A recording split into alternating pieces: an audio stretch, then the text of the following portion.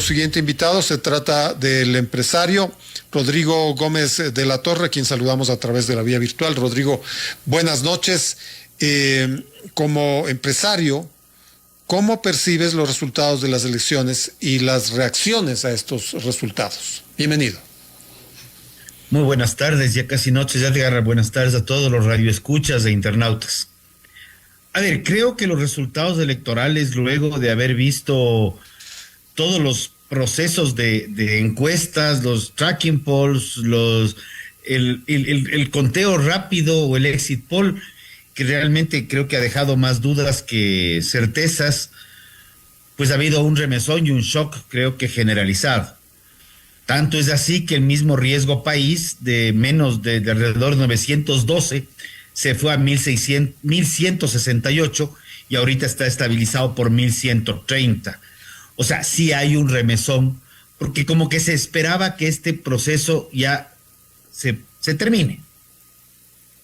Vemos todavía una asamblea que comenzó con una predominancia de ADN y seguido muy de cerca de Revolución Ciudadana, y ahorita vemos que las cifras de la asamblea ya migraron. Ahora ya hay un Revolución Ciudadana más que un ADN, que es indistinto en términos ya prácticos. Con 151 asambleístas, tú necesitas 77 votos para poder hacer mayoría, y ninguno de los dos movimientos la tiene. Cualquiera de los dos depende de un tercero o de la suma de terceros. Entonces, ¿qué te genera esto? Incertidumbre, y la incertidumbre es la madre de la desconfianza y de la desinversión. Entonces, nuevamente tendremos unas 9 semanas de estar bastante estáticos y seguir viendo cómo avanza, conscientes de que el país no puede parar. O sea, tenemos una producción petrolera, hay una producción minera, hay compromisos internacionales. La agricultura no la menciono al final porque no para. O sea, las vacas se ordeñaron en pandemia, igual que antes de pandemia, igual que después de pandemia, que ahí sí se paralizó el mundo, igual que los vegetales y las plantas siguieron creciendo y los agricultores seguimos trabajando. Pero sí hay otros procesos que entran a una ralentización preocupante. El Ecuador no la necesita. Esa ralentización, esas 8 semanas que has descrito, significa que la eventual planificación que ya se había tenido en términos empresariales tiene que suspenderse. Realmente el empresario sí plantea a más largo plazo. O sea, todavía obviamente hay dudas de cómo quedará el gabinete. El día de hoy hemos visto y el día de ayer otros cambios más. La ministra Zaira Rovira sale de MIE, se va a Guayaquil como gobernadora. De la gobernación sale esta chica que estaba manejando el tema de bienestar animal del municipio. Sube el viceministro en el caso de producción. El ministro se va a Economía, no sabemos si el ministro Vega va a alguna parte o ya se va a bueno, casa, ahí hay una carta de despedida pues del ministro Juan Carlos Vega, en donde no se ve que él vaya a ocupar algún otro cargo. Pero fíjate que esta cartera es esencial, la cartera de finanzas. De ahí ha salido Vega y va hacia allá el ministro de Producción, Jaramillo. Ahí, ¿cómo ves ese cambio? A quien prácticamente no conocemos, no es un ministro visible, digámoslo así. Bueno, viene desde la cartonera, ¿no? Con el presidente Noboa. Sí. Estuvo en la SENAE sí. Y de ahí a producción. Pero eso es un poco lo que tú encuentras en el currículum, encuentras en Wikipedia, pero no le hemos visto, por ejemplo, actuar en términos como se le veía a la ministra García, por ejemplo. El caso de una ministra como la ministra que estaba muy bien encasillada, digámoslo así, y tal vez el término no es el más adecuado, la ministra Inés Manzano, una ambientalista, abogada, que ha sido ratificada en energía, que ahorita ya se ratifica en energía y se separa de ambiente y queda la viceministra. Claro. Y tenemos el caso de que otro ministerio se movió. Y parece que todavía podría haber otros cambios. Eso es lo que acaba de anunciar el ministro de Gobierno, que habrán más cambios en las próximas horas. Ahora hay que ver qué significan esos cambios, porque habla de cambios en las gobernaciones también. Entonces, este tipo de cosas es lo que demuestra, y aquí voy al otro lado de la pregunta que no me hiciste, esto es lo que demuestra la necesidad imperiosa de que el sector privado piense en función del sector privado y no en función de qué pasa con el gobierno. O sea, tenemos que planificar sin gobierno, de forma que, indistinto cómo se llame el ministro, la ministra, el presidente, la presidenta, no importa. Tenemos que seguir trabajando y tenemos que seguir avanzando. Más bien ahí es donde es el sector privado el que ya de manera orgánica y articulada se sienta y le dice, a ver, señores gobierno, vamos poniendo las cartas sobre la mesa. Si usted me quiere poner una nueva ley tributaria, pues estas van a ser las consecuencias. Entonces recomiendo que más bien vamos a utilizar dos ejemplos. Vamos a utilizar al presidente de Argentina. Creo que mejor vaya recortando el gasto público para equilibrar las finanzas. Equilibrar las finanzas no es solamente ahorcar al empresario o al ciudadano. Y en el caso de los otros temas, que son temas polémicos, ideologías, temas que han llevado mucha discusión, especialmente estos últimos días o par de semanas con la sentencia de la Corte Constitucional, por ejemplo, tomar decisiones al estilo Trump. No me refiero a poner aranceles a los países que al final del día Trump no los puso, sino dar la vuelta y decir, estas cosas que no tienen pies ni cabeza y se van contra natura, no van. Entonces avancemos por el otro lado. Rodrigo, ¿cuán fácil es seguir hacia adelante, pensar el sector privado, pensar en sí mismo, cuando una de las dos opciones te recuerda exactamente o puede ser exactamente lo que ya sucedió entre 2007 y 2017? Y ahí sí hablo de tu propia experiencia, incluso dentro de los gremios.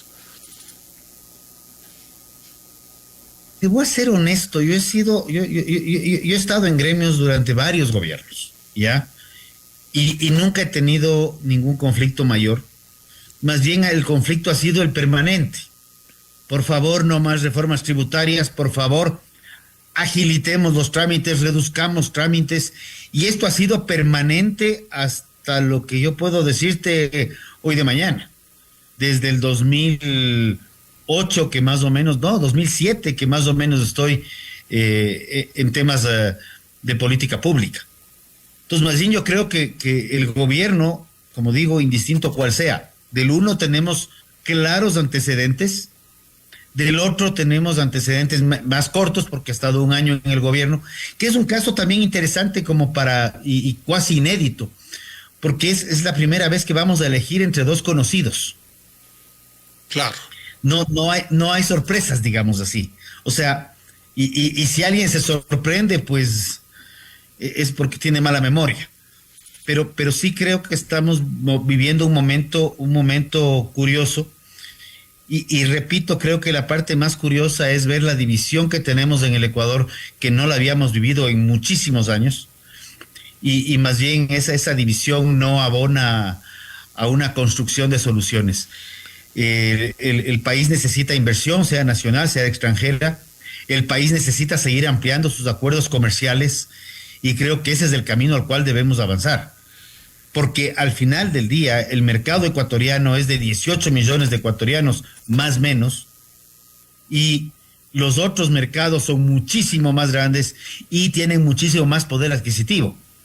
Entonces, solamente con eso nosotros ya podríamos estar viendo diferenciación en productos, estaríamos viendo mayor producción, mayor productividad para satisfacer mercados internacionales en el ámbito de producción y exportación, donde no puedo desconocer que también tenemos la capacidad de exportar servicios, que sería muy interesante para que el Ecuador ingrese y se inserte en ese mercado internacional. En términos de inversión, desde afuera sí prefieren esperar. Ellos se pronunciarán después del 13 de abril si es que llegan acá al Ecuador o se van a Colombia o se van al Perú. Tú sabes que es así. El riesgo país fue clarito y recuerdo, y perdón, estaba el economista Pozo en una radio el día lunes, me parece que le escuché, y sobre la entrevista intervenían dos economistas y de pronto hace una pausa y dice, me acaba de llegar una nota de Bloomberg que el precio de los bonos se cae y que vamos a tener que esperar un tiempo. Ese es el pero de las elecciones y el Ecuador que vive en elecciones, porque ahora nos parece que si se viene una constituyente, si se viene ya en 2 años tenemos seccionales, estaremos otra vez en estos temas que yo creo que no han abonado a las soluciones. Más bien creo que sí es fundamental buscar herramientas y una reorganización del sector privado para el sector privado y para convertir inclusive desde el sector privado, yo me encantaría ver un contrapeso a la política gubernamental y no solamente una reacción a lo que pasa. ¿Qué pasaría, por ejemplo, si llega Luisa González y con toda esa carga ideológica y significa una ruptura con el acuerdo que se tiene ahora con el Fondo Monetario Internacional y los multilaterales? ¿De dónde se cubren los endeudamientos, que de este año son 16.000 millones que hay que pagar, ¿no? ¿De dónde se cubre el déficit fiscal, que es elevado, 4.000 millones de dólares? Te diría que me preocuparía más grave las ideas que se les ocurran, que son las de traer la reserva monetaria, o peor aún, creer en que desdolarizando vamos a solucionar un problema. El dólar tiene más el ciudadano tiene más confianza en el dólar que cualquier presidente. El dólar supera el 95 o 97%, ¿ya? Y los que nos acordamos de lo que fue el Sucre, estamos siempre agradecidos por el dólar. Pero hay estos discursos o cómo salir de la dolarización sin morir en el intento, como fue el documento presentado por el economista Borja en algún momento, o las propuestas de los ecuadólares del ex candidato Arauz, que realmente ponen más incertidumbre sobre la mesa, y como digo, la incertidumbre sobre la mesa solamente retira la comida, retira la inversión y retira el trabajo. Y creo que el Ecuador se está viendo en un momento muy polarizado, en donde hay que pensar muy bien el voto, y definitivamente ya no hay más opciones, no hay una tercera vía, hay 2 opciones, y creo que no hay que darle muchas vueltas al tema. También debo decirlo, y esto por lo que ha circulado en redes en estos días y en chats, creo que el presidente tiene que tomar una decisión también y tener un control electoral absolutamente estricto, porque las mismas declaraciones del presidente, los exit polls y las encuestas previas y los trackings previo al día de las elecciones contra el resultado electoral, hay muchísima distancia. Mira, qué casualidad. Aquí tenemos un tuit reciente de Rafael Correa. Y mientras el país está en crisis, la banca vuelve a romper récord en beneficios. La utilidad bruta del mes de enero 2025 en comparación con enero 2024 aumentó 30%. Insólito en una economía en recesión, es decir, que decrece. Lavado de dinero. Bueno, Correa no tenía pues una buena opinión de la banca, recuerda, en su gobierno, de tal manera que le llenó de impuestos. De esto es lo que estamos hablando. No, realmente llenó de impuestos a todos. Y lamentablemente el tema tributario yo creo que es un tema que debemos pensarlo seriamente y responsablemente, y de manera responsable, para que no se pueda malinterpretar la unión de términos. Hay que pensarlo y estamos todos clarísimos en la importancia de corregir la caja fiscal, pero entender que tener un equilibrio fiscal no implica seguirle metiendo más impuestos a la gente. No podemos seguir metiéndole más la mano al bolsillo a la gente para que la burocracia sea la que viva, como dicen los más jóvenes, para que sigan en el living la vida loca. Claro. No hay tal. ¿Qué hacer? ¿Qué es lo que el empresariado, la estructura productiva debe hacer en estos 2 meses? Hemos estado justamente, bueno, yo ya no estoy dentro como presidente de ningún gremio, soy expresidente del Consejo de Cámaras y mantenemos reuniones semanales. Y justamente hemos analizado en esta semana el escenario y los posibles escenarios que se podrían dar, y creo que hay que ver cómo también ver el aporte que se pueda dar. No estoy hablando aportes en materia electoral, no estoy hablando aportes en materia de qué más le damos al gobierno, sino cómo nosotros nos reorganizamos y cómo nos estructuramos. Y yo creo que en estos días, mañana se celebra San Valentín, y San Valentín es un día muy especial para todo un sector de la economía, claro, en el Ecuador, que es el sector florícola. Y hemos visto cómo el sector florícola, con todos los temas que hay, porque todos los días aparece alguna cosa nueva, sigue trabajando, sigue innovando, sigue impulsándose, y creo que ese es un ejemplo, y no por tener amigos ahí, pero creo que es un ejemplo a seguir. O sea, no estar preocupado de cuál es la ley, cuál es el tema, quién es el ministro, sino cómo seguimos trabajando. Y como decía un buen amigo mío, cómo aquí en el Ecuador hay que seguir trabajando a pesar del gobierno. Y creo que ese es el camino, ese es el mensaje que todos tenemos que tener, porque sea la gran empresa, sea la pequeña, sea la mediana, en cualquiera de los ámbitos, la tienda tiene que seguir vendiendo. En mi caso, como productor, tengo que seguir produciendo la leche, cuidando los pastos, cumpliendo con las obligaciones y avanzando. No tenemos más alternativas que eso, pero tenemos que de alguna manera seguir inclusive diciéndole al gobierno algunas cosas. A veces le gustan, a veces no le gustan, felicitar cuando hay que felicitar, cuestionar cuando hay que cuestionar. Creo que eso es importantísimo. Indistintos son amigos.